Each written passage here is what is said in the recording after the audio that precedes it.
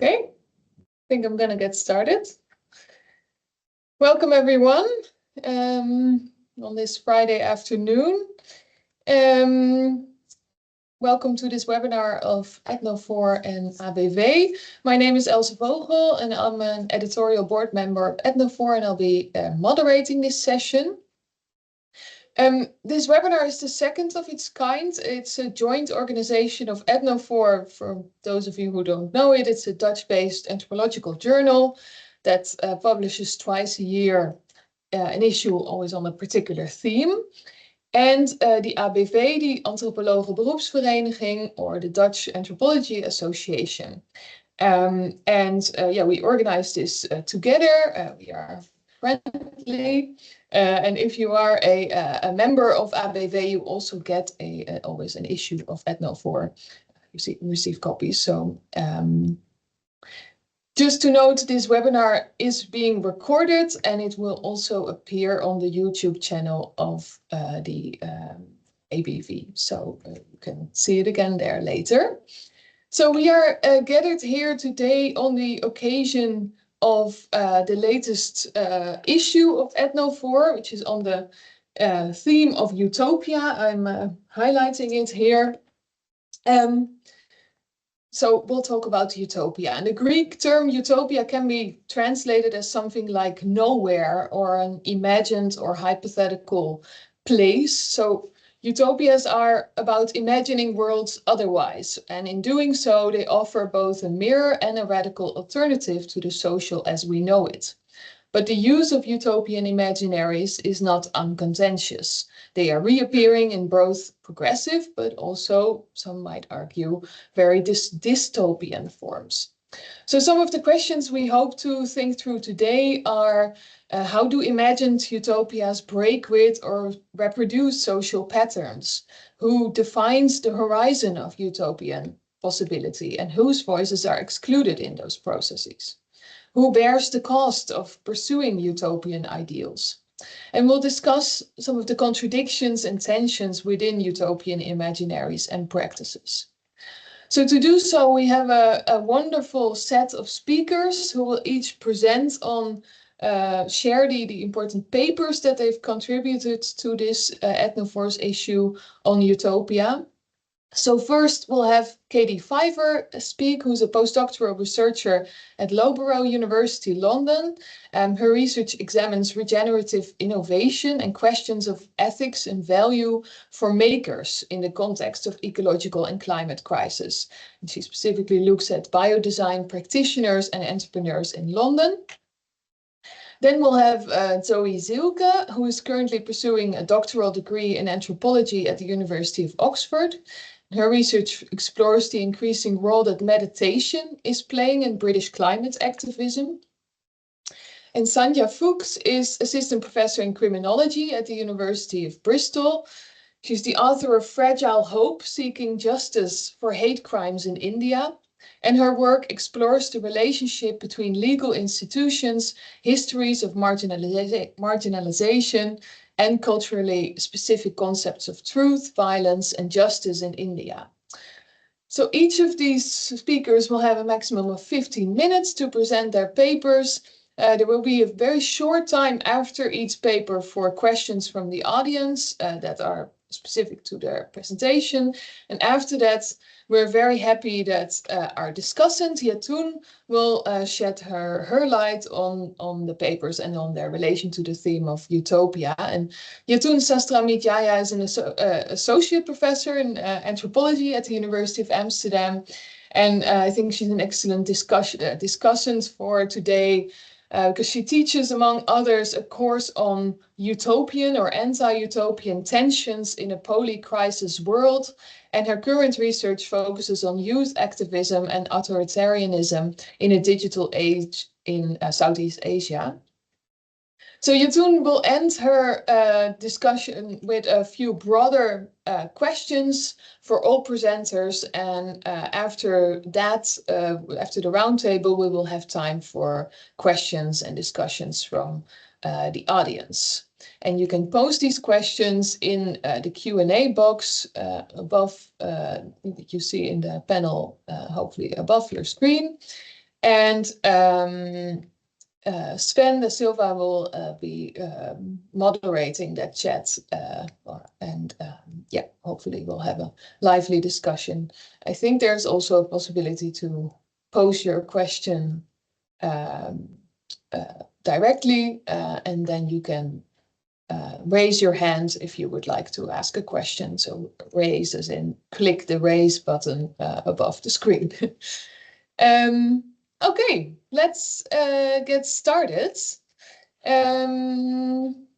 Katie, I'm giving you the floor. Okay, I'll get my presentation up.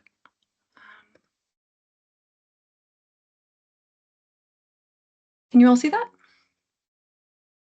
Brilliant. Okay, so my name is Katie, and what I'm presenting today is actually from my PhD research, but I'm continuing on this thread and in this research vein as part of my postdoc right now with Loughborough University London. So if you do want to talk more about this or get in contact, please do reach out. The presentation today and the paper it's referencing is called Seeing the Object as World Maker, Prefigurative Materiality, Biodesign, and the Limits of Material Hope. The kind of ethnographic context informing this was a 19-month ethnography with biodesigners in London from May 2021 to January 2023, and it involved a mix of methods, including interface ethnography at places like Central St. Martin's, digital auditing, material analysis, and a 9-month corporate ethnography at a venture capital biodesign startup. To start, I want to start with material context rather than with my field specifically, because I think it informs the challenges and issues that the community I studied are engaging with. In 2020, the year I started this research, human-made mass exceeded all biomass on the planet. This includes our construction materials and architecture, but also consumable goods. And what's more is that mass is doubling every 20 years. Our plastic waste now is visible from space in the form of the Great Pacific Garbage Patch pictured here, but it also permeates all of us. So on average now, the human brain is 0.5% plastic, which is about half the weight of a pencil. And again, I mention all of these not because they're in the paper, but because they provide a backdrop to the environmental concerns of the community I studied. And I think this material problem points us to a classic question of the Anthropocene. What do we do when we're tackling a question that's simply too big for us? If not denial, then what? As Bruno Latour argues, the solution for both researchers and for the communities we study is to pay attention to the techniques through which scale is obtained that make commensurability possible. And that's what I want to share today is the technique or logic which makes imagining a more than human impact, an impact that is on a more than human scale, possible for the makers I studied, and where this logic begins to break down. So who was I studying? Biodesigners, as I define them, are makers who treat biology as a novel creative medium. Parsing this out, they're makers, so they're textile designers, they're weavers, ceramicists, sculptors. And this separates them from a lot of other creatives, especially in the fashion or industrial design fields, who have limited material knowledge. And they treat biology, so that's either organisms like algae, fungi, bacteria, or biological systems, as a novel means for creative production. And they're making things like this, working with fungi, bacteria, algae, or yeast. Biodesigners create material alternatives like mycelium acoustic tiles or algal biopolymers or bacterial dyes. This shirt is living, for instance. And these are more than materials. These are part of a kind of future-forward utopic imaginary. In the words of Ursula de Castro, co-founder of Fashion Revolution, they are to their makers evidence that, quote, the future doesn't have to be unimaginable, they really can be in the reality of things, end quote. And my paper explores how materials might ground utopian hopes, how biodesigners use materials to transcend the limitations of anthropogenic crisis. It's important to note, though, that transcending does not happen on the individual level, on the level of consumption. My interlocutors face the same challenges as others when they're trying to do good by consuming differently. One often hears, for instance, about cognitive disconnects in the work they're trying to do, in the lives they're trying to live, and the macro systems in which they exist within. So, for instance, I went to a shopping centre and my bubble burst.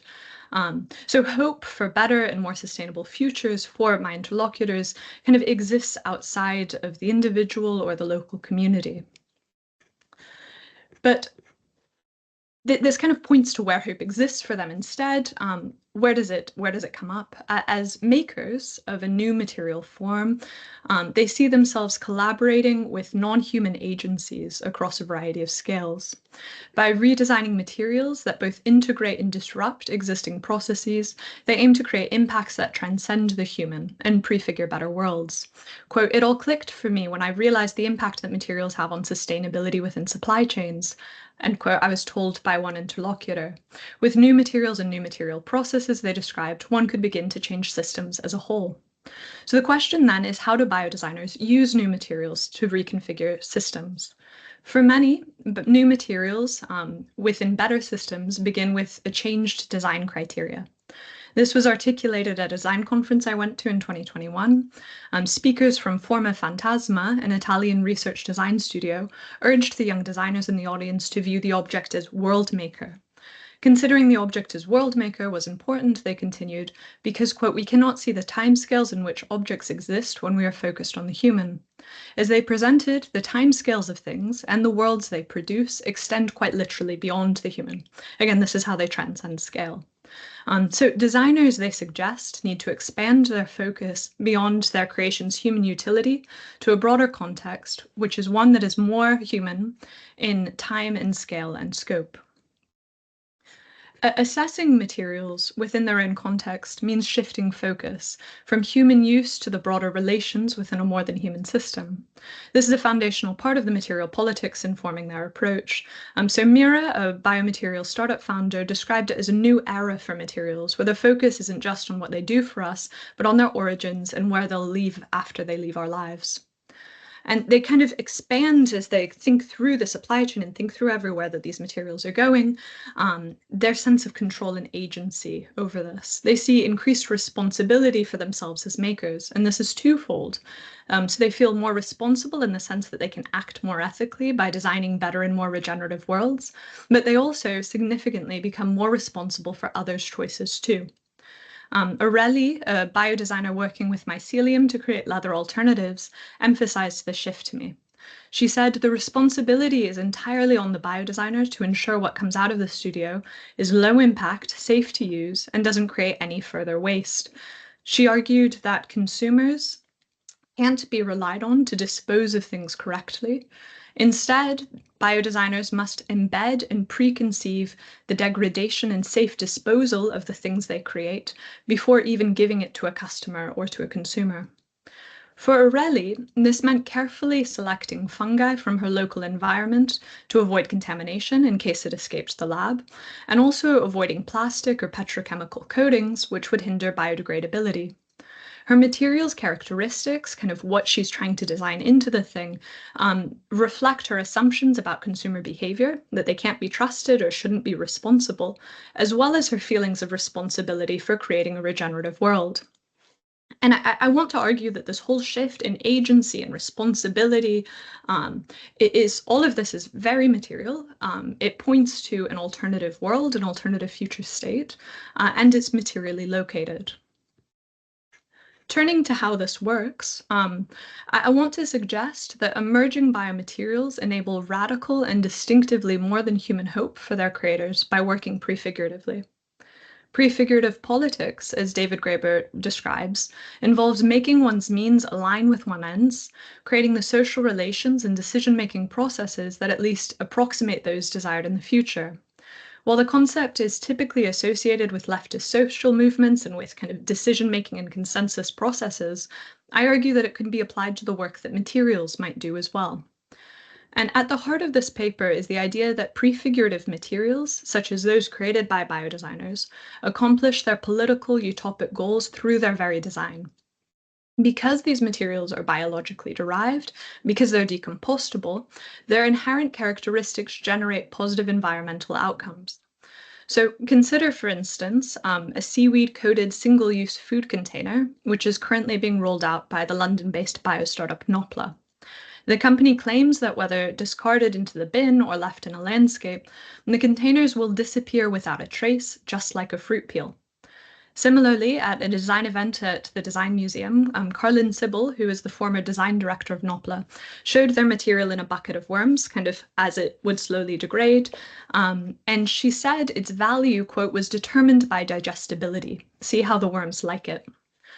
Such materials do not require changed infrastructure, they don't require changed recycling plants, for instance, or significantly changed consumer behavior, like consumers who are willing to dispose of their waste in a responsible and controlled manner. Rather, future goals are accomplished by the material rather than surrounding practices. They therefore offer a more literal example of ends means equivalence than even Graeber suggests, as desired ends, a biobenign future, and current means, the making of things through biology, converge. And I think you'll probably have noticed this is incredibly tidy in some ways. You are able to move responsibility away from people who they feel like cannot make an impact in their daily lives. Biodesigners are kind of representing the same thing that they feel by trying to take control from consumers who can't shop well, who can't consume well, who can't live well independently. There's that side of it. There's also this question of if materials can facilitate change, well, what happens to society afterwards? And this is kind of how the paper is structured, setting up this logic.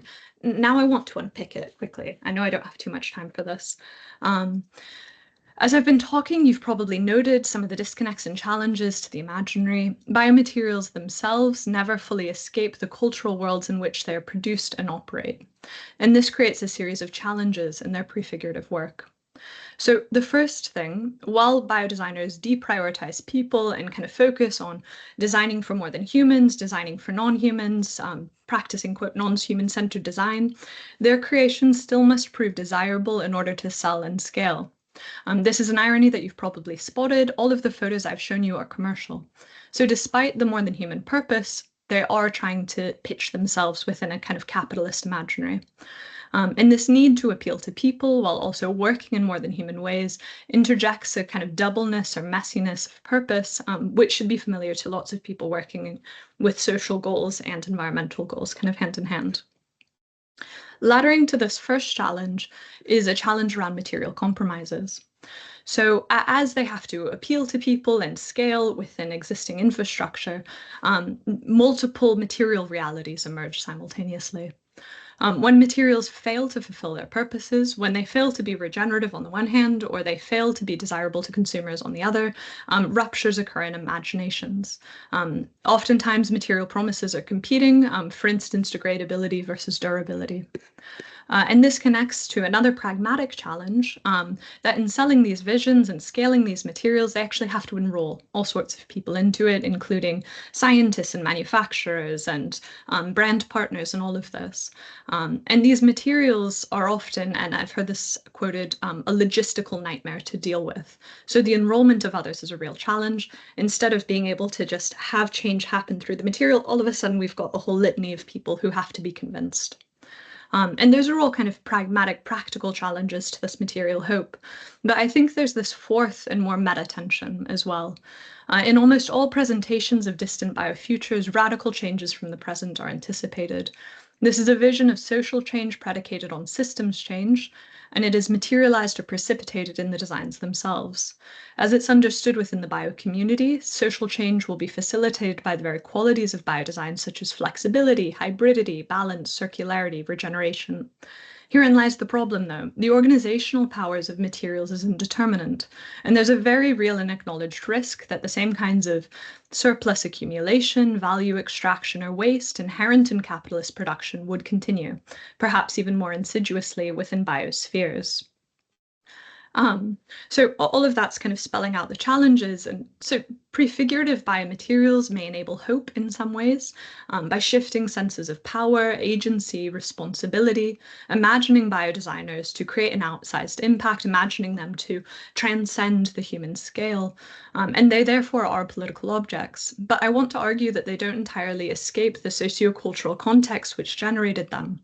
In that way, in a sense, they're doubly utopian, since they both point to a good place and to a no place within biodesign imaginaries. Cool, thank you very much. Sorry, that was a bit of a whirlwind. No, thank you very much, Katie. Very interesting. Okay, we have quite a few minutes for some questions from the audience. First, some digital applause coming your way, I see. Just very quickly, Katie, what was the last thing you said? Double utopian to nowhere? You're muted. You have to unmute yourself, Katie.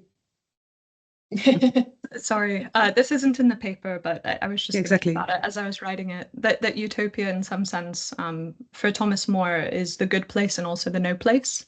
And it feels like biodesign both is good, but also points to a future that can't really exist outside of the imaginary in which it's put forward.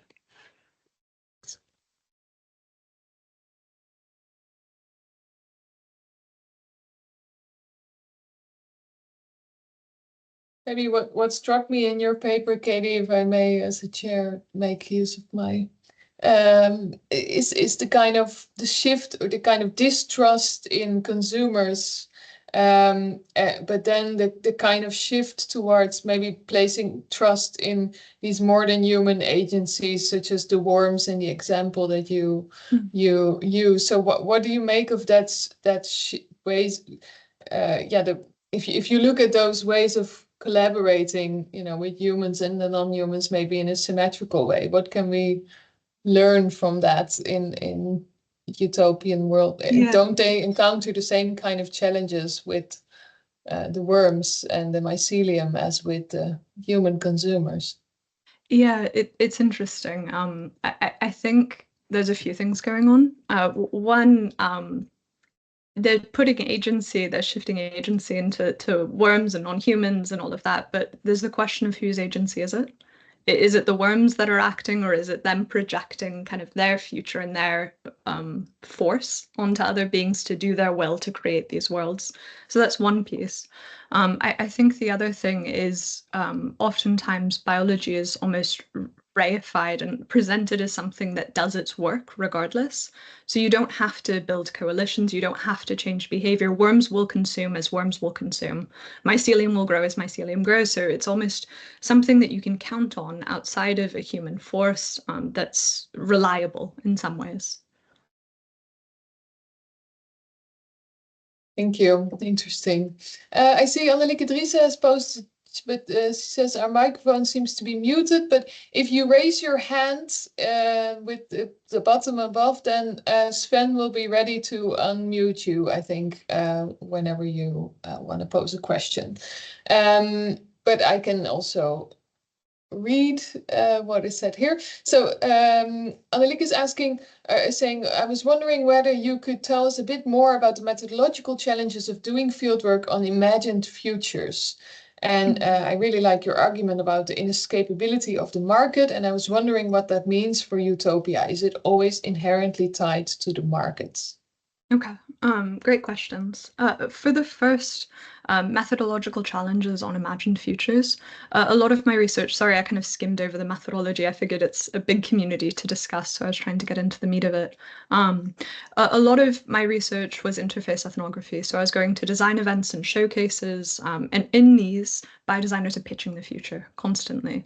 So they're presenting visions of the world, they're presenting how their material connects to things, and how it connects is often radically disconnected. Of they'll show something very small, a very nascent innovation, and say this could replace everything, all petrochemical plastics, all problems in different ways. So the future is omnipresent in the field. It actually is incredibly difficult not to be researching the future in this space. In terms of the inescapability of the market, I think this is the fundamental challenge of the field I'm working in, and possibly utopian futures which are trying to pragmatically engage with the infrastructures that exist around us. I think biodesigners, and this is something that we'll probably get into later, are trying to model alternative systems, model alternative worlds. So even as they, and by that I mean that it's not just the materials they're creating, it's kind of the production systems around them, how things are distributed or not distributed. Biodesign can happen in a lab, so you can remove it from the field. That there are specific material qualities, again, and they would point to market forces shifting in relation to material quality, which is a little bit ironic. Thank you. We have time for a very brief answer on Francesca Vacchi's question. Sorry. Thanks for a very interesting paper. I was wondering what was biomakers' awareness of socioeconomic inequality in driving unsustainable practices. Are these products they're designing affordable to the general public? There's a huge range in that sense. I mean, Nopla's biodegradable single-use containers, their main food partner, or their main partner right now is one of the main delivery brands in London. So that this is mass-produced and it is cheap. Some of their stuff as well would be incredibly expensive, incredibly niche. And there's different relations and understandings of care in both. But even if you're talking about like a luxury handbag that it also, I heard, was designed to degrade and fall just like an apple and disappear into the soil, the same sort of logic holds across all materials that they envision us using. Thank you very much. Thanks, Katie. Then we'll move on to Zoe Zielke. The floor is yours, Zoe. Great. Let me share my screen. Can you see everything all right? Okay. All right. So hello, everyone. Thank you all so much for being here and for Etnofoor and the Dutch Anthropological Association for hosting this webinar. My name is Zoe Zielke. I'm about to complete my doctoral degree in anthropology at the University of Oxford, and I'm going to be presenting my recent publication, Environmental Endings and Religious Futures, Buddhist Prefigurative Care Politics. So my research is broadly concerned with a development in the Buddhist tradition known as engaged Buddhism, which refers to the application of Buddhist principles and practices to situations of social and environmental suffering. More specifically, it explores the role of Buddhist meditation in British climate activism by focusing on Extinction Rebellion Buddhists, an environmentally engaged Buddhist group and subgroup of the decentralized direct action environmental movement Extinction Rebellion. In accordance with XR's call for mass civil disruption, XRB employs public collective meditation to underscore the urgency of the ecological crisis and protest the government's inaction regarding climate change. Actions have targeted institutions like Barclays Bank, which you can see in the photo on this slide, to protest their continued investment in fossil fuel. And sometimes these actions lead to participants still in their meditative state being forcibly moved and arrested by law enforcement.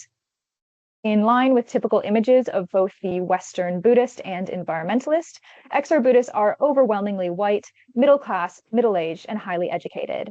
The participation of white Britons in Buddhism is a byproduct of Buddhist modernism, or the forms of Buddhism that began in the 19th century that hybridized tradition with Western ideologies. Common characterizations are a hyper-focus on meditative experience and heightened political engagement, which correlates with XRB's practice of Buddhism as they are united by their interest in meditative eco-action. The group's demographic also influences their activism as they are able to participate in protests with relatively limited risk to themselves. However, in comparison with the wider movement of XR, which is very much informed by oppositional strategies and forms of activism, XR Buddhist puts a stronger emphasis on acting out social alternatives. Meditation serves as an opportunity for practitioners to embody an alternate mode of being, one defined by their Buddhist values. As such, built on nearly 2 years of multi-sited fieldwork in Bristol, Cambridge, and London, and I can go into the methodology much more in our discussion, this paper aims to explore XRB's use of meditation as a form of prefigurative politics. As Katie described, prefigurative politics refers to the ways that activists embody and enact within their activism the socialities and practices that they foster for broader society. I argue that when meditation is placed in the context of a political demonstration, it can be understood as a form of world making and utopia building, one that espouses Buddhist values of compassion, nonviolence, and interconnection in order to embody an alternate mode of being in the world, one reliant on the collective, the public, and the commons. Such an aspiration is made evident by the mantra of XR Buddhists, love and grief for the earth. Regularly found on flags, banners, and placards, the phrase is meant to call attention to the interconnected reality of the climate crisis and the need to extend compassion to all living beings. I therefore propose to understand meditation as a form of prefigurative care politics, or as a method that seeks to embrace the potential of the future to be more inclusive, sustainable, and equitable than the present, and that builds a utopian vision of the world centered around an understanding of responsibility and relationships. Now, the idea that self-cultivating technology such as meditation can act as a form of resistance has been largely overlooked. My research challenges scholarly characterizations of meditation as individualistic and selfish by highlighting its ability to serve not in the service of the status quo, but as a new form of politics. In doing so, I also seem to further enrich the debate on prefigurative politics, which tends to focus on the continuum of means and ends. I argue that the case of XRB shows how utopian visions are enacted not through processes of doing, but through forms of being. I explore the meditating body as a means of reclaiming and re-enchanting the world through the cultivation of new caring imaginaries and the generation of collective shared intentions. Now, Yates defines prefiguration as the attempted construction of alternative or utopian social relations in the present, either in parallel with or during adversarial social movement protest. Prefigurative initiatives have become a vital feature of environmental activism, largely due to the key role of utopianism in contemporary ecological discourse. This is evident in Pepper's concept of ecotopia, which reflects a specific focus on alternative imaginings of a future ecological society. Anthropologists Lockyer and Vitetto have also concerned themselves with the prefiguration of ecotopian ideals. And they define ecotopia as bodies of ideas and groups of people who are attempting to enact just and sustainable alternatives to existing political and economic hegemonies. XR Buddhists, I argue, are an example of such a group.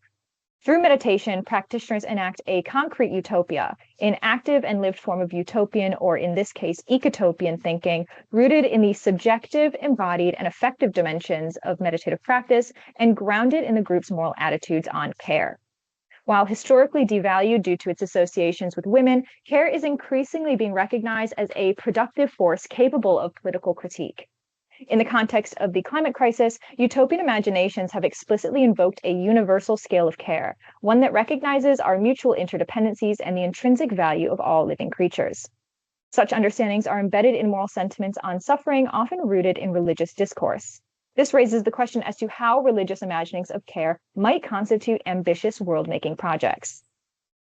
With XRB affiliated first and foremost with XR, group members came from a diverse form of Buddhist traditions and therefore diverse forms of Buddhist philosophy. In the interest of cohesion, the group tended to focus on broad concepts, namely the notion that in Buddhism, care is envisioned in terms of unconditional and universal compassion for all living beings. This sentiment can be found in a variety of early teachings and across traditions and encompasses both humans and non-humans. Moreover, as mentioned in the first slide, Buddhist modernism has encouraged the reformulation of Buddhist principles for contemporary contexts. The paper progresses by exploring how, through meditation, XR Buddhists foster a particular ecotopian imaginary, one that is intimately bound up with Buddhist conceptualizations of care, in which care is stretched across space. So for XR Buddhists, meditation served not only as a form of nonviolent direct action, but as a micro-political practice that facilitated the subjective transformation necessary to embody the values of the group's desired future society. These values can be summarized in 3 principles: care for the self, care for others, and care for the world, and combine elements of Buddhist soteriology with materialist concerns for social and ecological justice. Through meditative techniques such as guided meditation, body awareness, and emotional awareness, group members aimed to deepen their understanding of the interconnectedness of humans and the environment, fostering a sense of responsibility for the care of the planet and all life. The group's meditative care not only pertained to feelings, however, but action, as the practice was subsequently used by group members to improve the well-being of themselves and others. Meditation worked to avoid eco-anxiety and activist burnout for XR Buddhists themselves. Through the critical reflection and emotional examination granted in the practice, participants promoted Buddhist ideals of compassion and equanimity, which strengthened their resilience and instilled a sense of hope and optimism. In enhancing their own mental state, XR Buddhists subsequently aimed to enhance the well-being of others by resisting the tendency to direct anger towards those they stood opposed. By navigating the tensions in their emotional states, the group has come forward as a distinctly Buddhist voice in the wider landscape of British eco-activism. In line with early Buddhist soteriology, which perceives anger as harmful and unproductive, XR Buddhists strive to build a future in the present centered around a more compassionate, interconnected approach to addressing environmental issues. The practice also shaped how XRB members perceived their relationality with non-humans and the earth itself. Through meditative actions, as one group member described, practitioners strove to actively think of the earth as part of an enormous self, one that needs to be taken care of. Guided mantras such as "I am a part of the earth" on the inhale, "the earth is a part of me" on the exhale, and body awareness exercises worked to reinforce this collective understanding. Thus, meditation serves as an effective strategy for moving towards ecotopia, one that rethinks humanity's relationship to both nature as well as other humans by striving for a mode of living based on taking care of humans and non-humans alike. In the section that follows, the paper aims to convey how this moral self subsequently acts as a challenge to unsustainable and uncaring capitalist frameworks. So, when discussing the mission of XR Buddhists, members often reiterated that the goal was to embody an alternate mode of being, one that challenged the capitalist practices responsible for continuous ecological destruction. In doing so, practitioners aim to prefigure a world in which they wish to live, one that is just and compassionate. Prefigurative politics has come to include a variety of micro-political and direct action tactics. For XR Buddhists, meditation as a form of political prefiguration involves appealing to the material and symbolic dimensions of place as a basis for collective identity-based activism.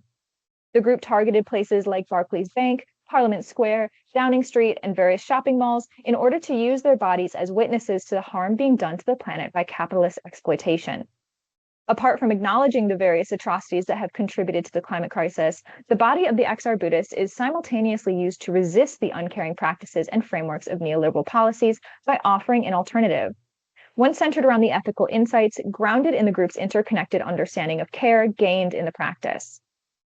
In places like Downing Street and Parliament Square, XRB members attempted to challenge the UK government's inaction and indifference through their own engagement and care. Alternatively, meditative actions that took place inside shopping malls were aimed towards showing an alternative to consumerism. So with this in mind, one XR Buddhist concluded, "The power of what XR Buddhists offer is that we embody a different way of being in the midst of an endgame capitalist high consumer culture by taking our meditation practice into the streets. Something about that modeling of a different way of being is really important and fits my Buddhist values." So here it becomes apparent that the meditating body of the XR Buddhist is used to juxtapose the uncaring practices that were being facilitated by capitalist institutions. In their resistance to these forces, XR Buddhists articulated their own way of living. At the group's heart is a fundamentally ecotopian imaginary, one that is premised on a distinct set of non-capitalist and universally compassionate ethics, which is put into practice through their meditative actions. Enacting their particular form of spiritual being becomes a form of change-making and prefigurative doing for XR Buddhists, as the practice allows group members to denaturalize capitalist society by reconfiguring needs, shifting values, and generating a collective shared intention that can withstand the power of capital's force. Nevertheless, the effectiveness of prefigurative politics has remained a point of contention. While prefigurative politics are thought to possess the ability to imagine different visions of the future, they have often failed to devise ways of reaching this aspirational vision. Such a critique could be mounted against XRB, as the embodiment of the group's ecotopian imaginary took precedence over advocating for concrete practices that might reach this desired future. And yet, according to group members, it is not through particular tactics and strategies that change takes place, but rather through embodied spiritual experiences that allow them to become the change they wish to see in the world. As such, prefiguration is not so much done by XR Buddhists as much as it is felt. This is what distinguishes the group's practices from more typical understandings of prefigurative politics as rational configurations of means to align with predetermined ends. At the same time, scholarship on prefigurative politics has long concerned itself with analyzing political action that ordinarily would not be understood as transformative. Therefore, following Susan Klein-Scharsberg, in considering meditation as a form of political prefiguration, I hope to expand the toolbox of prefigurative politics in a way which highlights the significance of effective, embodied, and spiritual experiences in social change. It has been argued that contemporary meditation practices act in the service of neoliberalism, as Western industrial capitalist imaginaries have embedded notions of self-management within these logics. These critics have called for a radicalization of meditation as a political tool in the service of a socially interventionist agenda. This, I argue, is what XR Buddhists seek to achieve.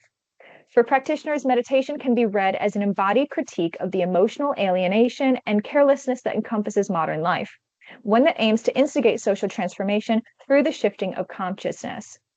Since the world we live in is reproduced by individuals, XR Buddhist believes that social change first required a change in subjectivity. Dan, a 67-year-old Tibetan Buddhist, once remarked to me, "It's no good being an activist without contemplative practice. Everyone is implicated in the forms of thought and awareness that are the root causes of the environmental crisis." Through meditation, he argued that a certain kind of awakening is cultivated, one that realizes the need to care for all life. This subjective transformation is often not limited to the domain of activism, as it influences the way that XRB members live, their daily practices, and how they aim to interact with others. However, a crucial aspect of meditation as a form of change-making for XR Buddhists is in its ability to extend beyond the practitioner and penetrate the subjectivity of broader society. As a result, Dan would note that when practiced collectively and publicly during political protests, the awakening cultivated in meditation on an individual level can lead to a collective awakening of society as a whole. Embodied personal experiences are therefore not limited to the individual, but rather flow from and to social relations. The power structures that XR Buddhists aim to challenge are located both within themselves and in the external world of intersubjective encounters. Such conclusions are highly relevant to current ecological discourse, which posits that a transformation of the self-contained modern self is required in order to adequately tackle environmental issues. As this paper has shown, meditation breaks well-established boundaries between self, others, and the world, associating inner experience with external transformation. XR Buddhists prefigure a social change that occurs first on an ontological level. From there, the group presents a counterconduct, a not being like that to the carelessness of modern life within the neoliberal system. Through these moments of not doing, afforded by public, collective, ethical, political self-construction, practitioners challenge current social trajectories in a way which transcends personal experience. This paper is therefore attempted to move away from narrow interpretations of prefigurative politics by highlighting the significance of embodied experiences, not only in their internal but intersubjective dimensions in constructing new, more caring futures. And that is it. Stop sharing my screen. Thank you very much. Fantastic. Thank you, Zoe. Thank you. Really interesting and making us think about different forms of doing politics and care. Yeah. Yeah, just a few minutes for some questions from the audience. Give everyone the chance to type them down. Okay. Sven has a question. You're muted. No, it was not a question. I wanted to check if I see a list of everyone who's asking questions. Yeah. In the meantime, I can have a question for you, Zoe. Could you say a little bit more about, because you mentioned, this movement as a voice. You mentioned the kind of the commitment to cohesion also. Could you say a little bit more about how that cohesion was established, or how this became, were there also any internal tensions, or how did that particular notion of a message come into being? So, as I said in the first slide, the broad development that I study is engaged Buddhism, which is kind of the heightened political engagement that has come in recent years, largely due in part to colonialism and Buddhist modernism. And that has resulted in the reformulation of Buddhist principles and practices for contemporary contexts. Now, in Britain, there are a diverse range of Buddhist traditions to choose from. Around 50% of XR Buddhists would define themselves as Western Buddhists. So they would come from a Western Buddhist tradition, namely the Triratna Buddhist community, which is very popular in the United Kingdom. And Western Buddhism is already characterized by sort of an amalgamation of essentially all Buddhist traditions into one, drawing on broad concepts. So that is probably where it originated, in this interest of cohesion. Also outside of that, something that I didn't touch upon in this paper is the fact that XR Buddhists are quite a niche group, even within environmentally engaged Buddhism and engaged Buddhism itself. The participation of Buddhists in direct action political activism is something that is still quite rare and sometimes even frowned upon in Buddhist communities in the United Kingdom, as early teachings are thought to advise against it. So with that in mind, XR Buddhists have essentially kind of created their own ethos and logic of practice themselves. Thank you. Okay. Are there any other questions for Zoe at this moment? Otherwise, I propose we move on. Okay. Let's do that then. Thank you very much, Zoe. Sandhya, please, the floor is yours. Sandhya had she logged out and logged in again because the camera stopped working. Okay, then the we'll camera, wait a little bit. So maybe we have to wait a bit, or it's a technical problem. In the meantime, Zoe, I have just a practical question for you. Like XRB, when were they established? So technically, XR Buddhists became a subgroup of Extinction Rebellion in 2019, so a year after the movement's creation. But before that, they were known under another name. They were called the Dharma Action Network for Climate Engagement. They call themselves DANCE. And so that began, I believe, in 2012. So they have been around for quite some time. However, once Extinction Rebellion really started to take off in 2018 in terms of popularity, they became really captivated by the group's use of mass civil disruption and decided that they wanted to be a part of it. Very interesting. Thank you. Mm-hmm.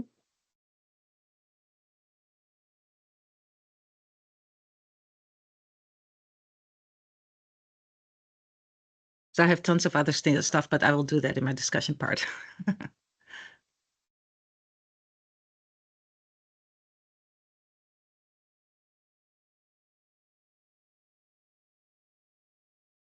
No, I muted myself.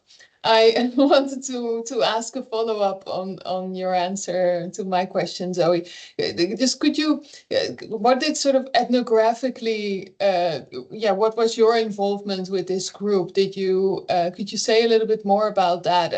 And what kind of process, sort of, what kind of a social group, what characterized the social group? Yeah, so obviously meditation is often characterized as being a very silent and internal experience. So that in the initial stage of field work, I realized that an experiential more than an observational mode of inquiry was necessary.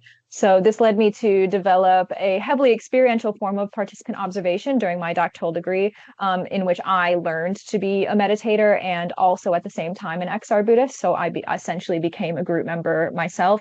I engaged in every aspect of the group's activism, whether that was meditating in the middle of busy roads or engaging in outreach, handing out flyers to people. I did it all. And I was also very active on their social media forums.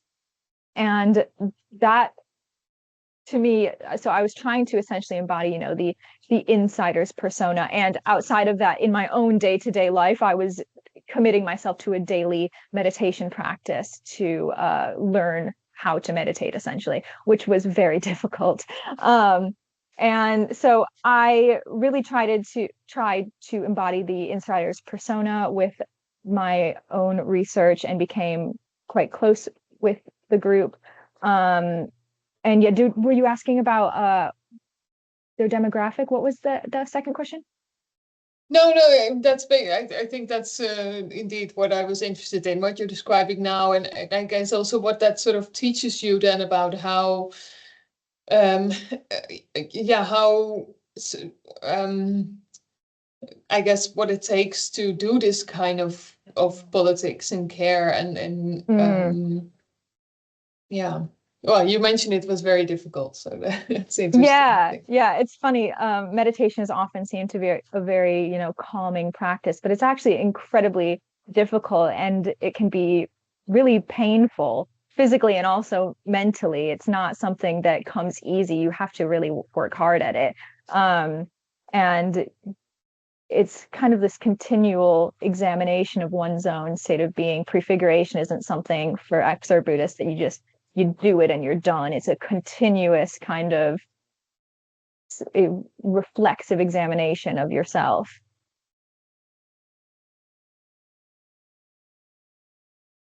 Yeah, fascinating. Thank you. Mm-hmm.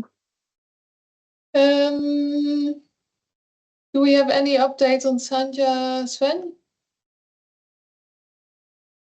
No, I'm here. It's just that my camera has decided to no longer have a life. Oh, no. So what I've just done, I've just sent the presentation. Do it without the camera then, unfortunately. What do you think? Yes, I've just sent Sven the PowerPoint so he can pull it up, and I can just I'll just be an amorphous voice in the background. Oh, I'm sorry about that. That's okay.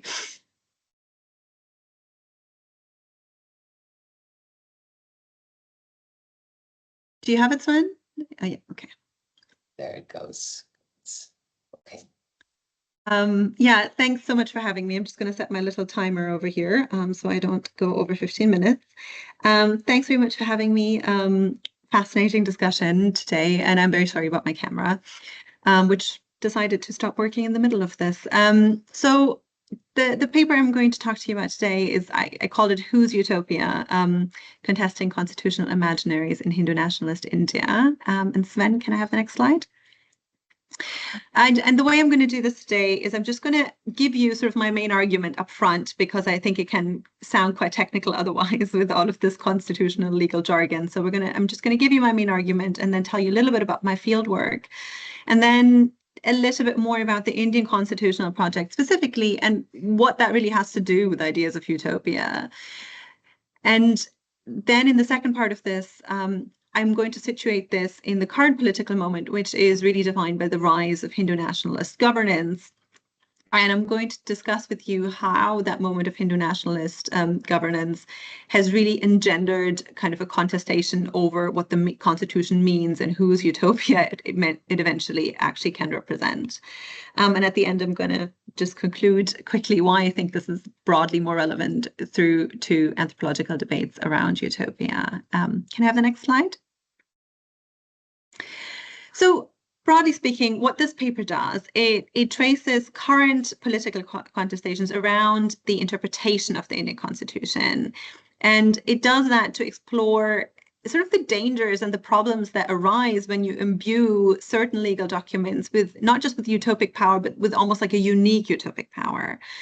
And the paper is based, so I make this argument based on almost a decade of field work in India, on the one hand with lawyers at the Indian Supreme Court, and on the other hand with Dalit, which is a term for former communities that are formerly considered untouchable within the Indian caste system, and with Muslim communities in North India and the state of Rajasthan.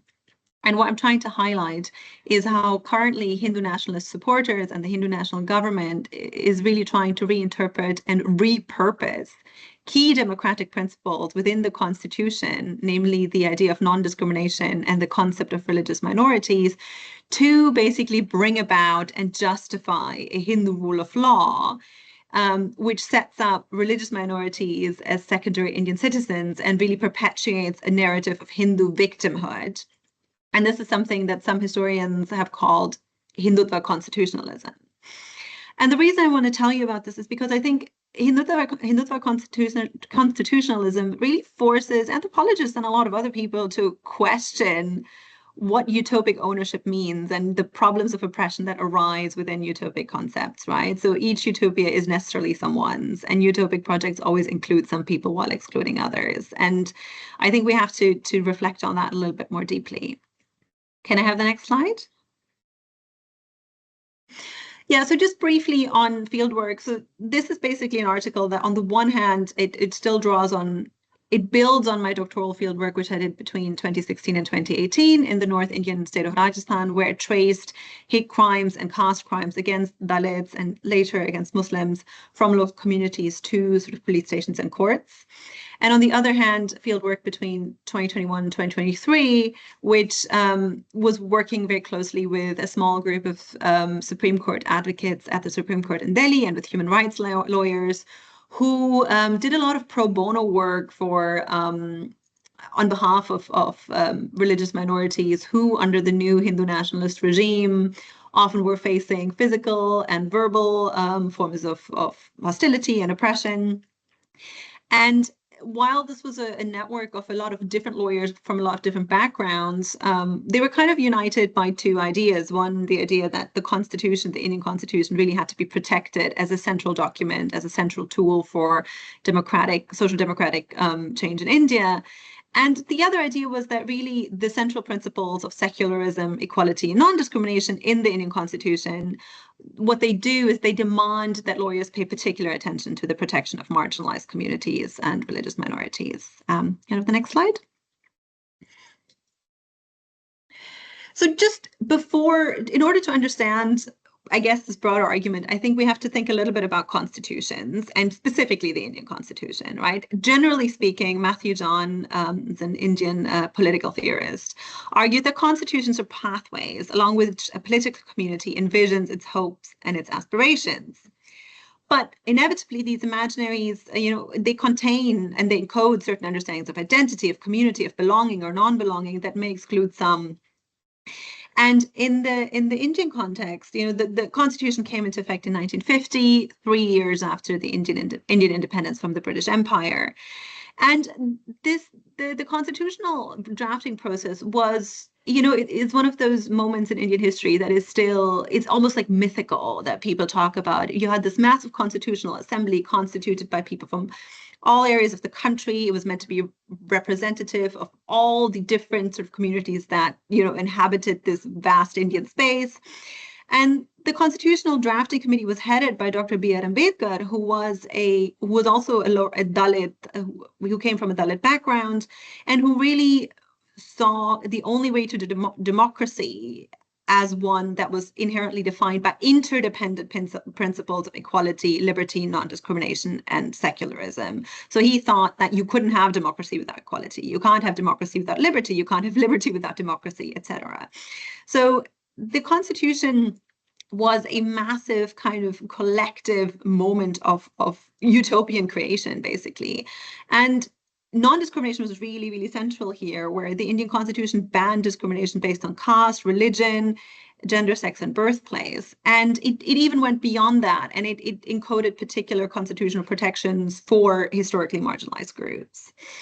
And so there are two issues that were really, really controversial in this process, and that kind of remain controversial till this day. And one of them was that while, the Constitution adhered to secular principles, some have argued that there's always been a little bit of a pro-Hindu bias in the Constitution. For example, the name Bharat, which is used to describe India, is kind of a term that originates in Hindu religious writings. So some people have questioned how secular the secular Constitution is. And more practically speaking, what was really controversial was the idea of quotas of affirmative action, specifically for Dalits and for Adivasi indigenous groups, where Dr. Ambedkar and others really thought that as India was a society that had historically really disadvantaged these communities, the Constitution had to uplift them by, introducing special measures, reserving seats for them in higher education, in government service, that, there had to be constitutionally embedded pathways to uplift marginalized communities and also specifically to protect religious minorities. Can I have the next slide, please? So what does that really have to do with Utopia? I mean, in a lot of ways, you know, advocate Indira Singh, who's a leading human rights lawyer, said in 2019 that the Indian Constitution has been interpreted as a radical document that seeks to reconstitute society. So the Indian Constitution has always been part of a wider tradition of what some have called transformative constitutionalism, which is the idea that you use constitutions. Constitutions have a social responsibility to bring about societal change in line with particular visions of sort of ideal democracy, right? And this is something that's been very prevalent in post-colonial context specifically. So when they were drafting the Constitution, Dr. Ambedkar specifically was, in his envisioning of the kind of society that the Constitution should bring about, also influenced by Indian utopian principles. And one of them was the tale of Begumpura, which is the city without sorrow, a city without caste, a city without class, where every citizen has autonomy. And the Indian Constitution was really meant to be transformative. It was meant to take a society that was fundamentally and violently divided along, you know, lines of caste, along lines of indigenous identity, along lines of religion, and transform it. The Constitution had a particular morality that was meant to sort of transform society. And so in that way, it kind of was a dual utopian moment. It was an imaginative horizon, as Vincent Crapanzano calls it. It was a representation of a distant, elusive future that kind of helped people understand what was wrong with the present. But at the same time, it was also very practical. It was a technology of the imagination, as Holbrooke and David Sneath have called it. It was a type of technique that allowed, you know, ideal realities to be sort of practically put into action. So it's simultaneously something that paints a vision of a more ideal Indian society and acts as the tool through which this ideal can be achieved. And the next slide. Now, the problem is that this was obviously particular, you know, there was an idea at the time that the Constitution was written about what that all meant, what non-discrimination meant, what religious minorities meant. But because the Constitution has been such a central document and has been so powerful in a lot of ways, it has also become quite contested, and it has become sort of a site for competing political ideologies to be enacted. And so right now, we're having in India since 2014, what we see is the rise of Hindu nationalism under Narendra Modi and under the BJP. And the BJP really sees India as sort of ancient Hindu heartland. You know, there is this idea of that India should be a country that is ultimately ruled sort of by Hindus for Hindus. And essential to the strategy is the idea of majoritarianism, that, you know, a particular identity, in this case Hindus, are sort of a permanent kind of, they're the central people, and that anything that is against the Hindu vision is really kind of against the will of the people, and that India should be primarily ruled by Hindus and that other communities should step to the sidelines. Can I have the next slide? Now, for some people, there has been a lot of fear that that would mean that, you know, this Constitution would be abandoned or it would be rewritten. And some of those fears are still there. But actually what we've been seeing is that actually the Hindu nationalist government and its supporters have kind of tried to bring this Hindu vision about by reinterpreting key principles in the Constitution. On the one hand, they've made structural changes to the Constitution, but on the other hand, they've reinterpreted key concepts within the Constitution in line with Hindu nationalist ideologies. And there was one lawyer that I interviewed who said, the problem is that our Constitution is a really amazing document, but in some ways it's too much of a good thing, right? Like, we've told everybody that there's a super powerful legal framework that tells everybody what society should look like. And now that means that everybody wants to control it, and everybody wants it to speak to their ideology. Can I have the next slide, please? And I want to just conclude by taking two moments of my fieldwork that illustrate this, that illustrate how basically Hindu nationalist supporters that really think that India should be a primarily Hindu society, and, you know, which is an ideology that's quite discriminatory towards religious minorities specifically, how they've reinterpreted some of the language in the Constitution in line with sort of their Hindu nationalist utopia. And one is by fundamentally flipping the idea of majority and minority, right? The Constitution has a lot of protections for religious minorities. But the way to sort of get around that is that some people who are very, very supportive of the Hindu nationalist agenda are now starting to basically push a narrative or like create a narrative which sets up Hindus as the minority. And key to this is this idea that like Muslims are, and I hate this term, but quote unquote, trying to outbreed the Hindu population. So there is this narrative that Muslims have a strategy, they want to overtake the Hindu population. And so what that actually means is that while Muslims claim to be the minority, they're actually the secret majority because they're trying to overtake the Hindu population. And that means that actually the Constitution and the special constitutional protections for religious minorities, they should apply to Hindus and not to Christians or Muslims, because really Hindus are the minority under threat. Can I have the next slide? And the second way in which this has happened, and this is really something which is more in the legal technical realm rather than sort of the colloquial everyday discourse realm, which the last example was, is by state actors have systematically tried to reinterpret the idea of non-discrimination. And key to this has been hate speech provisions, where in India, hate speech provisions are very much focused on incitement. What's outlawed in Indian law is incitement, so inciting violence between different communities specifically. And what's happened more and more is that people who have pointed out, religious minorities or Dalits who've pointed out that they're experiencing caste-based discrimination or that they are, being subjected to offensive language based on their religious minority status, they have actually been accused of incitement. State actors, Hindutva supporters have filed cases against them citing incitement because the argument is that pointing out that there is conflict or accusing Hindus of discrimination, really what that is doing is it's inciting public conflict between communities, and that's a problem. And actually pointing the finger at Hindus is quite discriminatory. So there's this weird flip that's happened where telling Hindus that they are engaging in discrimination or telling Hindus that they're monopolizing certain resources is actually interpreted as hate speech under the law because it's inciting violence. And that's my timer. And so can I just have the next slide? And I just want to conclude by saying that, what this shows is that the Indian Constitution is an amazing document. It's in so many ways that I can't talk about today, like an incredibly democratic and incredibly imaginative document. But there's something here about the potential dangers of focusing a whole imaginative and transformative power within this one legal document, because what's happened is that people are now fighting over the meaning and the interpretation of the Constitution, and it's creating a lot of it's kind of fueling political conflict because people are trying to radically impose political imaginaries of the nation onto this one document, basically. And so as anthropologists, I think we really have to also interrogate more deeply what that means, what kind of power dynamics are at work within utopian visions and within utopian texts, and also how those could be reappropriated in ways that we might not foresee. Thank you very much.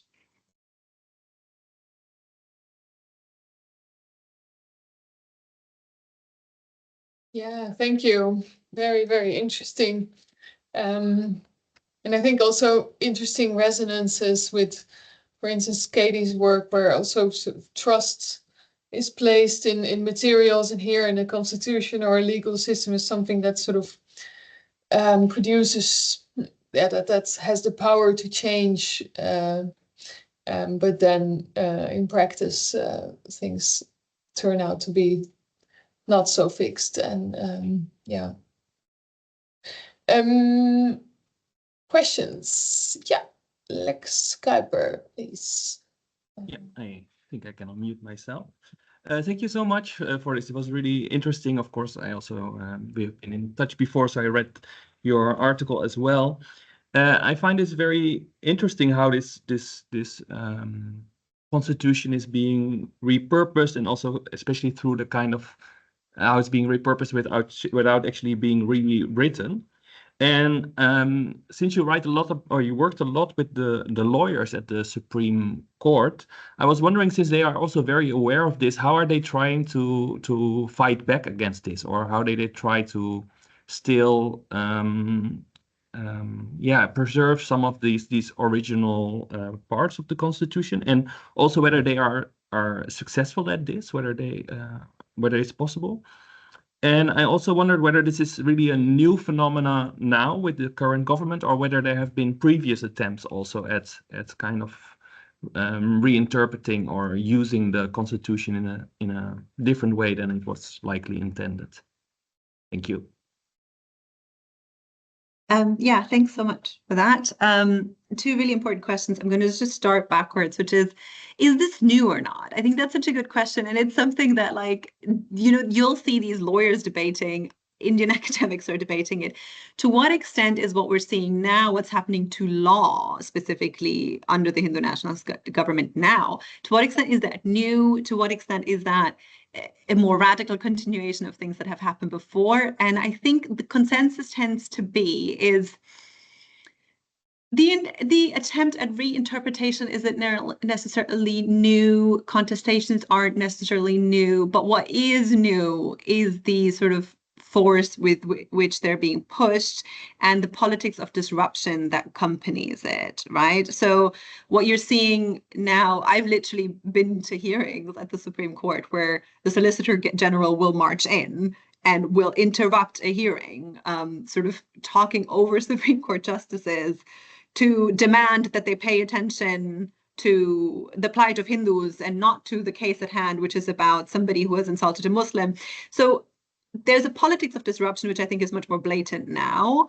I think a lot of these mythologies about, about the outbreeding, they're also not news stories, but the scale at which they're happening, the scale at which they're being told, they're circulating on social media, I think has really, really, really changed. Even at the time that I've done my field work, when I was in Rajasthan in 2016, I was in a village where, there was a Muslim neighborhood right next to the Dalit neighborhood where I was staying with the family. And overall, like, relations were peaceful. And there's you'd hear some of these stories.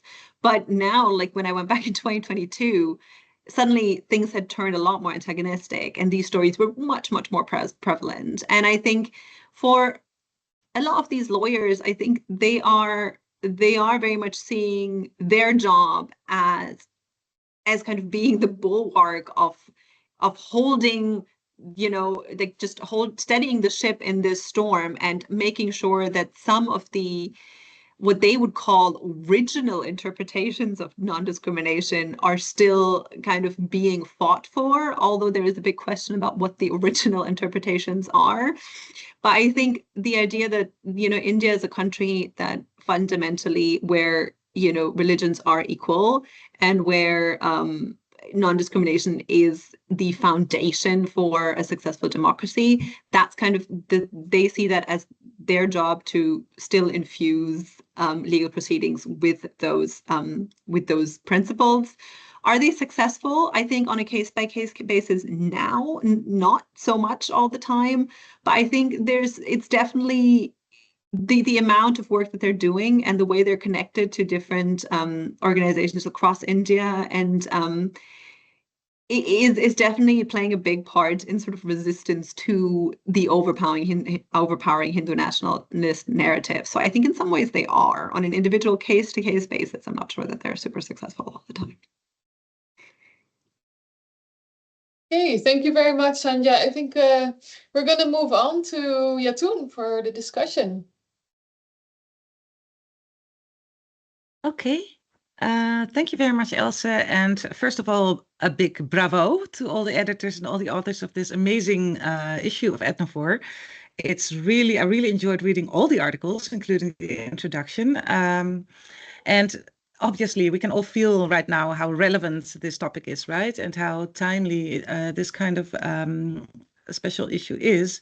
Obviously, given the rather dystopian times and conditions that we're living in today, but also given that, especially in these times, we see the resurfacing of so many different stories and so many different acts of hope, actually across the world. And this also makes it difficult, perhaps, for us as observers, analysts, participants as well, to maybe discern distinct patterns, right, that make the utopia that we see, that are for instance, described in 3 articles today, how this utopian moment might be unique in history.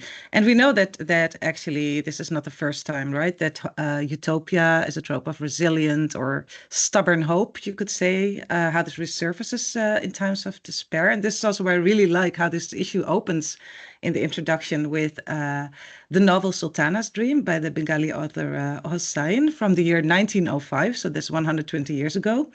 And this tells the tale of a prosperous ladyland, as it's called, where patriarchy then makes way for a women-led ecosystem where all is good. And of course, there's also criticism of that. I won't go into that now.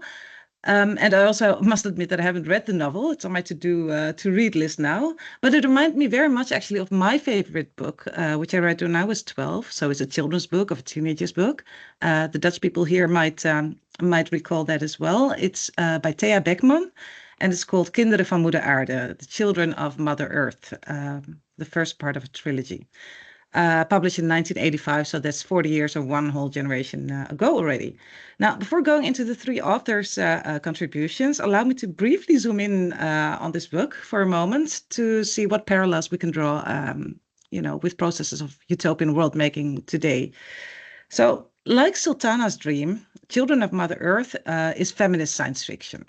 It details a world after World War III, which led to doomsday kind of nuclear disaster that triggered a chain of natural disasters that left all of humanity in shambles, typical dystopian start of utopian fiction, except for this one land, right? And this land is named Thule. This is a land where, like in Sultana's Dream, women have taken charge and rule the land with love, compassion, and wisdom. So wisely, people live in harmony with each other and with nature.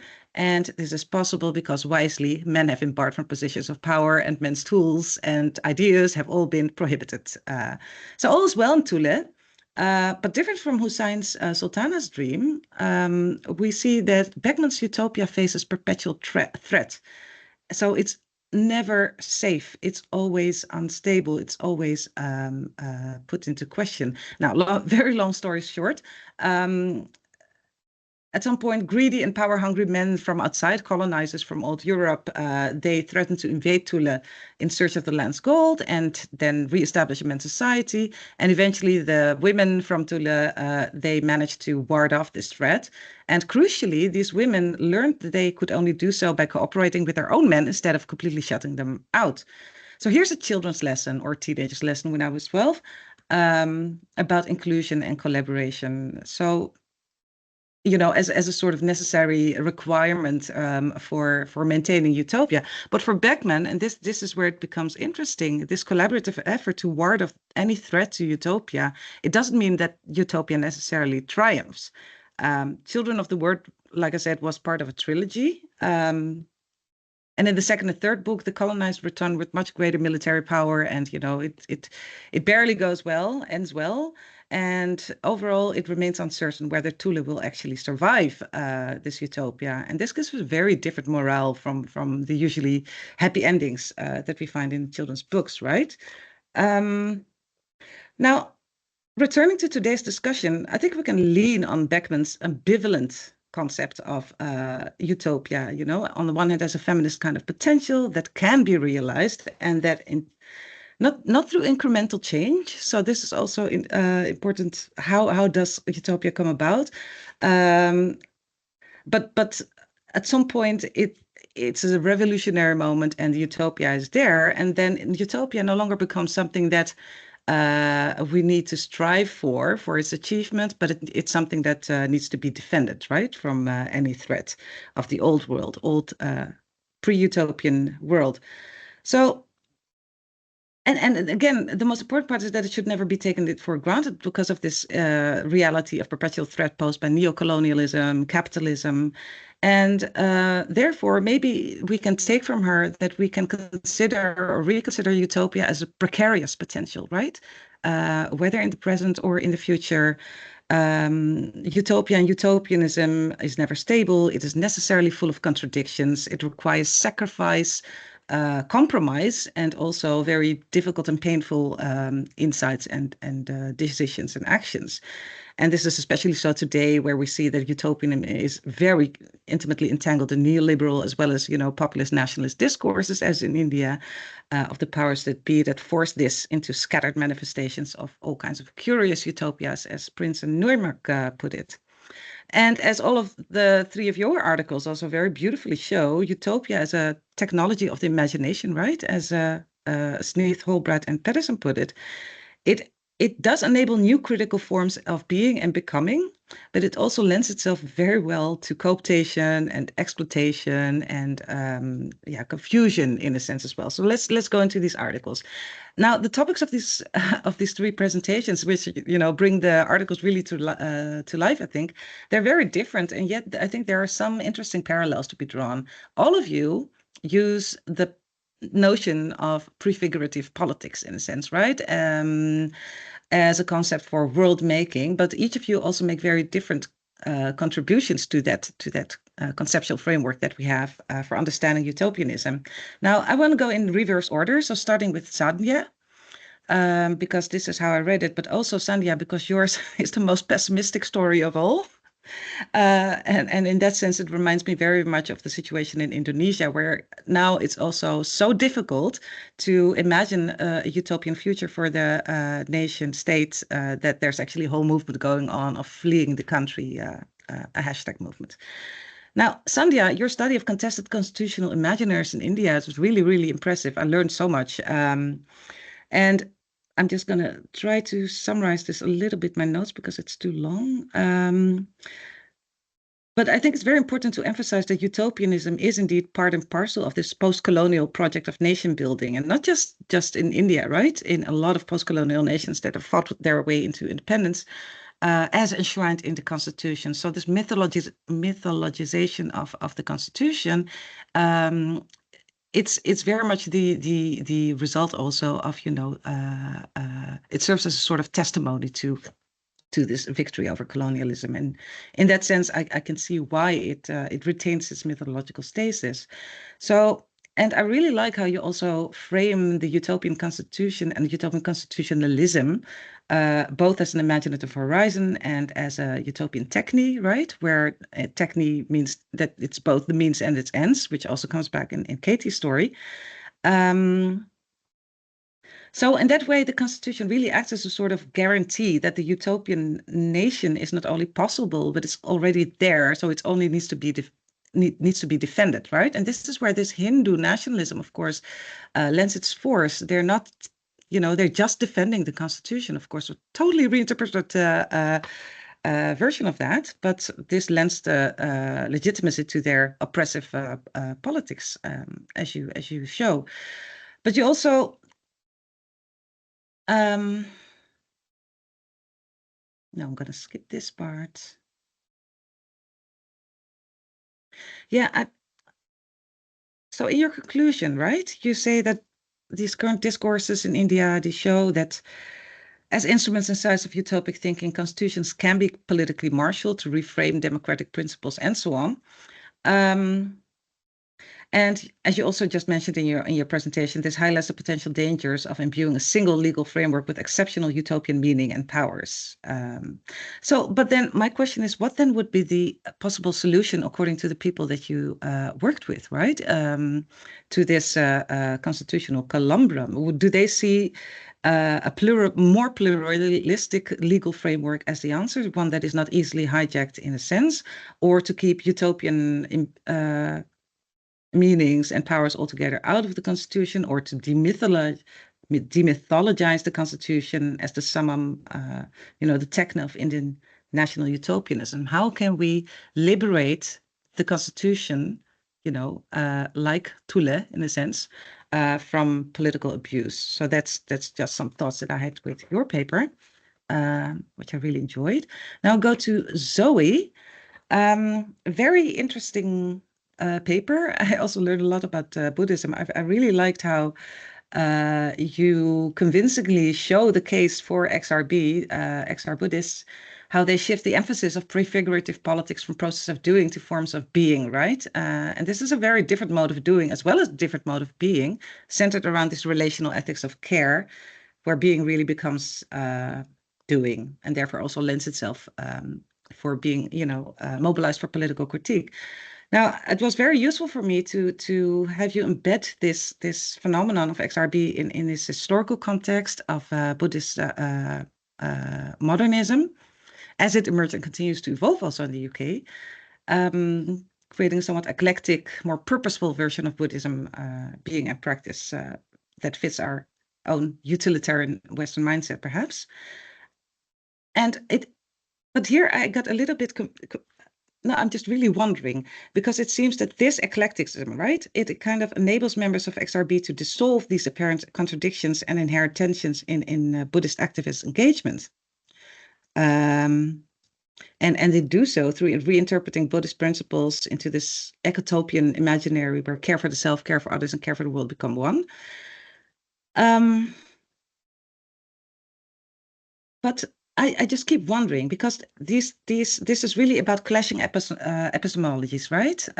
So how easy has it really been for these people that you worked with to merge or to reconcile the deeply clashing epistemologies of Western reformist modernism, Asian Buddhism perhaps, or even the eclectic version in the UK, and XR's revolutionary practice, considering that all of these entail very different visions of utopia, and perhaps more importantly, envision very different pathways to achieving utopia as well, right? So I just wonder, what kind of frictions does this produce in their everyday being and practice? So what kind of frictions do you see in your research, both in their activism and everyday life? And maybe also because you became a participant, you can also illustrate from your own experience, where does it start to become, where does the discrepancy make itself apparent to the extent that either becomes, insurmountable or very hard to navigate? That's for Zoe. I have a lot more, but considering time, I'll just send you my notes later. I want to go to Katie. So Katie, I'm very impressed with my paper, Material World Making, Prefigurative Biodesign. It really gives us a new lens, a new conceptual tool also to understand different ways of prefigurative politics. And I think you very convincingly explained the logic of prefigurative materiality, where the world we want, as you write, is accomplished by the material rather than surrounding practices. Thus bypassing the need for social agreement or convincing consumers to behave otherwise. Shifting the responsibility, so now I'm quoting for you, shifting the responsibility for change to materials rather than people. Now, I want to zoom in on this rather than, because that appears quite a lot in your paper. So it's either or, right? Or at least that's the idea that emerges here. So, and this seems to betray a very pessimistic basis, maybe even more pessimistic than in Sandhya's case, perhaps, for this type of utopianism. Like all hope is lost that we can expect anything to change from, regular citizens as consumers. And indeed, humans are reduced to consumers rather than citizens in this logic. So, I'm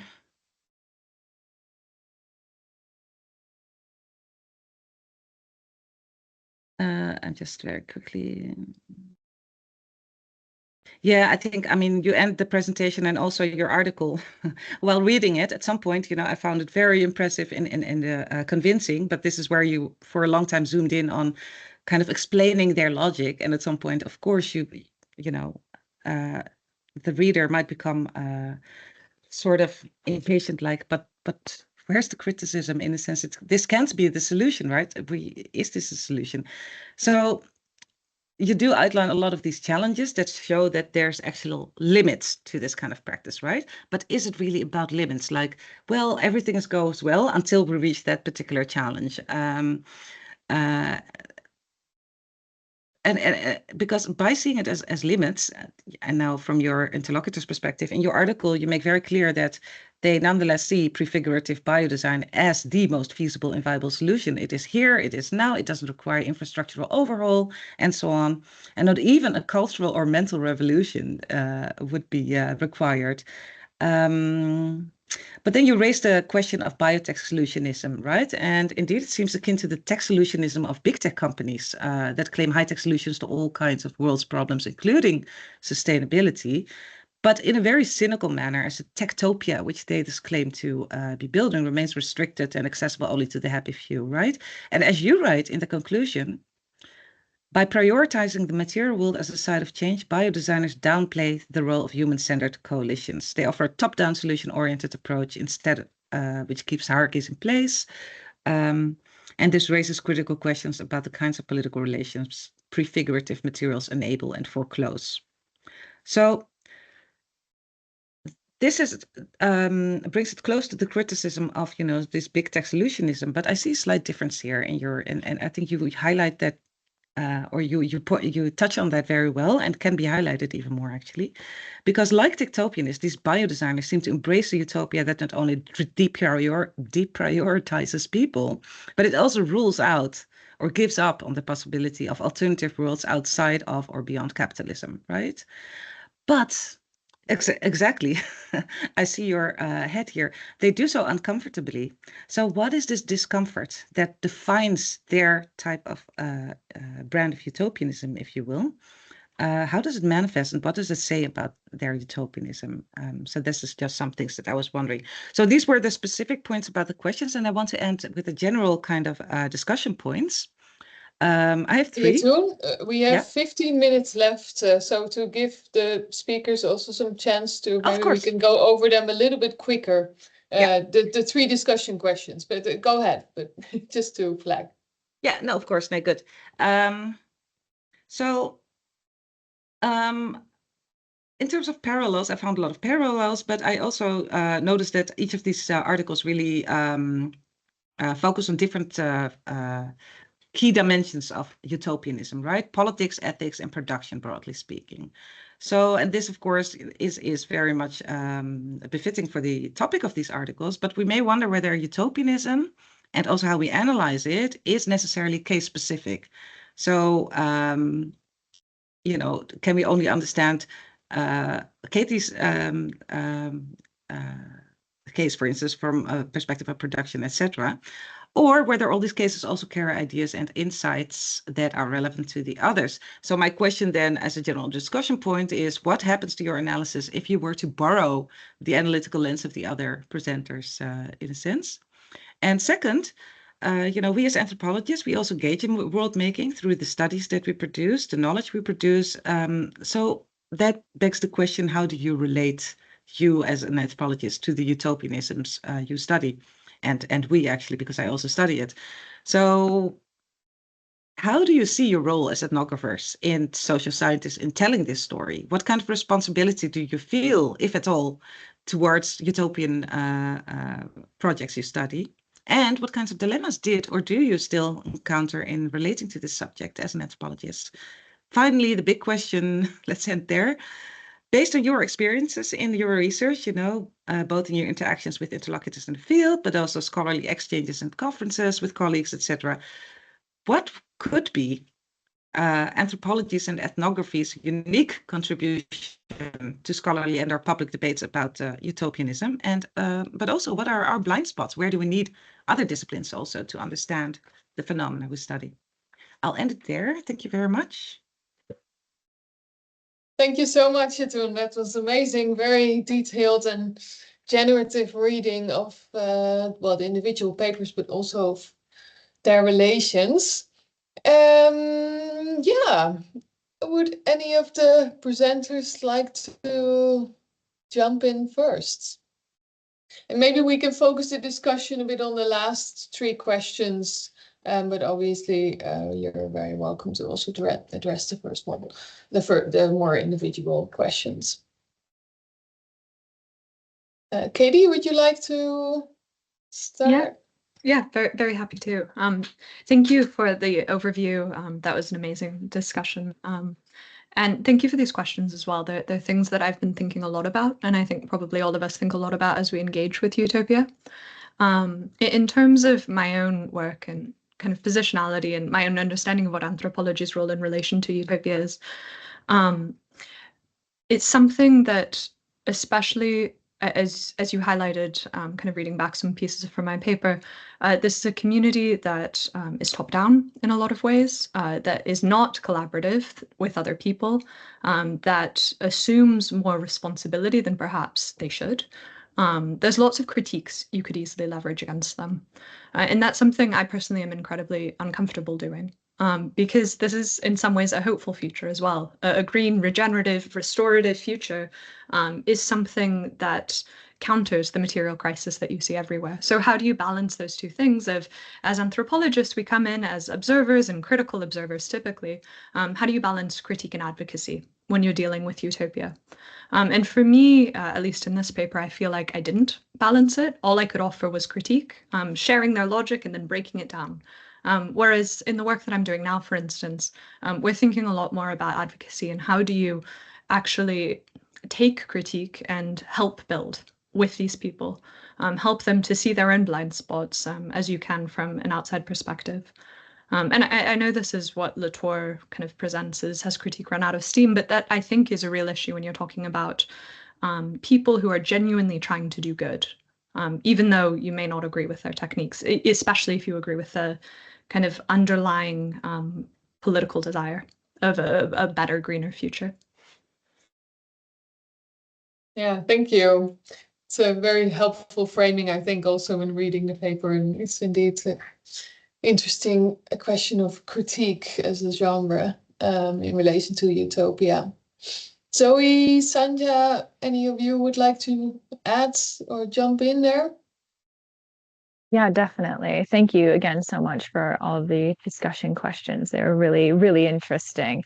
I think in terms, I forget which question this was, about, if we were going to take each other's analytical lenses. I thought that was really, really interesting. And I think in a lot of ways, like you said, there's so many intersections and also differences in each of our papers. And I think that, especially with Katie's research and my own, we're both broadening understandings of prefigurative politics, but at either ends of the spectrum, kind of. And I was thinking about what would happen if we kind of took each other's analytical lenses, and would that involve me looking at the kind of materialities that meditation produces, while Katie might look at, these self-transformative effects that are produced through biodesign. And it's really gotten me thinking about that. So thank you so much. I thought that was absolutely fascinating.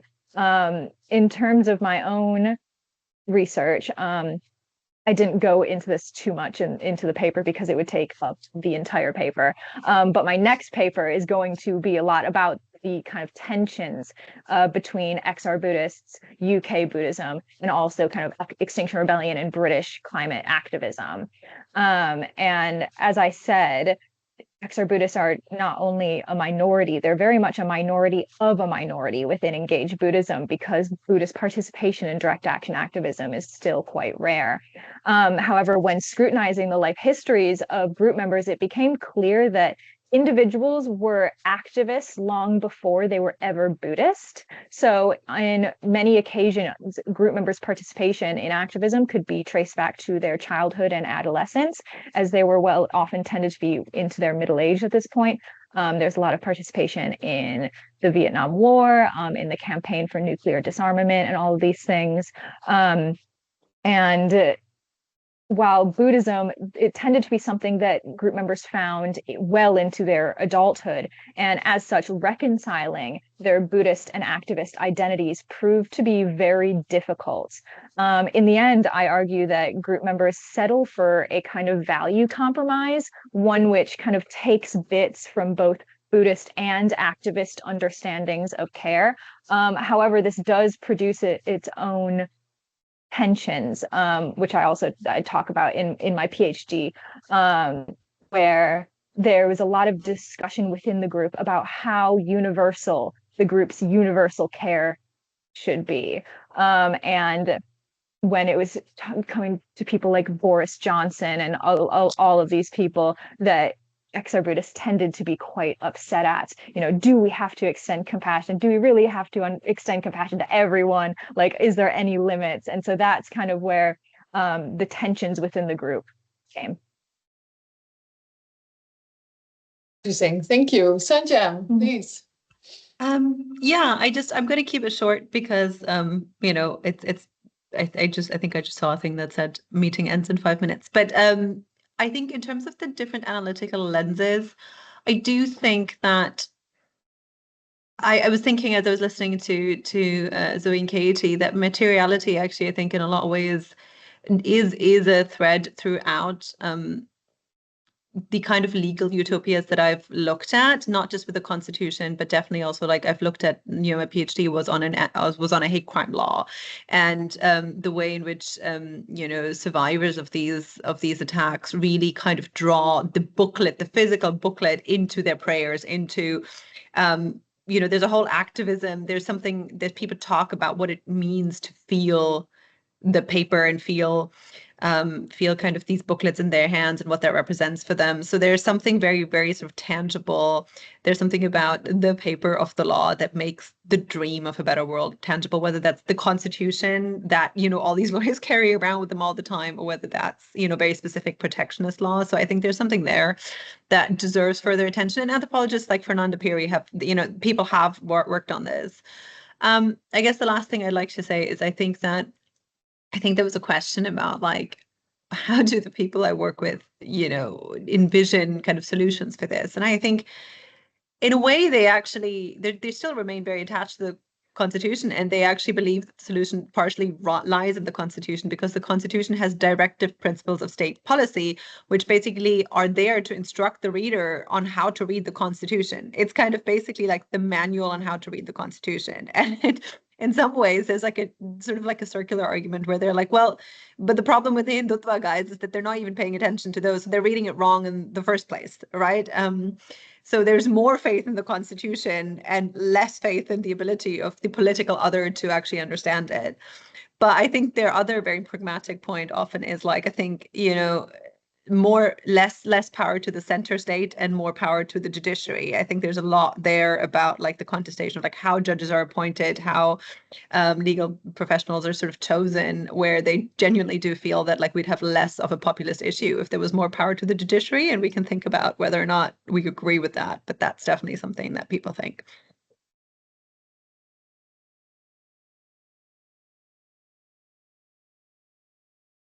And maybe Sanjay, because we have a few more minutes, I don't know what's going to happen when we reach the end. I think, well, we could you maybe say a little bit more about sort of the last question? I think the sort of anthropologies, yeah, or maybe your own specifically as an anthropologist, sort of relation to these projects, utopian projects and ideals. Yeah, I mean, I think I've always felt that, I think in my work, it's always really interesting because, you know, it is very pessimistic in so many ways. And I think I look at a lot of things that, you know, sort of the dark anthropology things, like the oppression and the inequality and all of that. But I think I've always felt very much that where anthropology is uniquely positioned is to highlight that those things are not absolute. They're not kind of all-encompassing and holistic and totalitarian. And that, you know, I mean, the title of my book is Fragile Hope, Seeking Justice for Hate Crimes in India. And while a lot of that book is about all the things that don't work, a lot of that book is also about the unexpected ways in which law creates new visions of the future. That maybe the people who drafted these laws didn't even see coming, right? And I think, you know, I think ethnography specifically is really one of the only tools we have at our disposal to highlight how both coexist, the coexistence of the real suffering and real oppression with all of these other micro agencies and micro hopes and creations. And I think in that way, it's really, really just that's I think where I see what we do as so unique, if that helps. I don't know if that answers the question, but I am. Definitely, yeah. Thank you so much. And I think it's actually, yeah, a really good maybe way to end this webinar, both with the sort of precarious, how did you call it, Jatun, precarious potential, and with that fragile hope. Maybe that's a sort of optimistic note to end.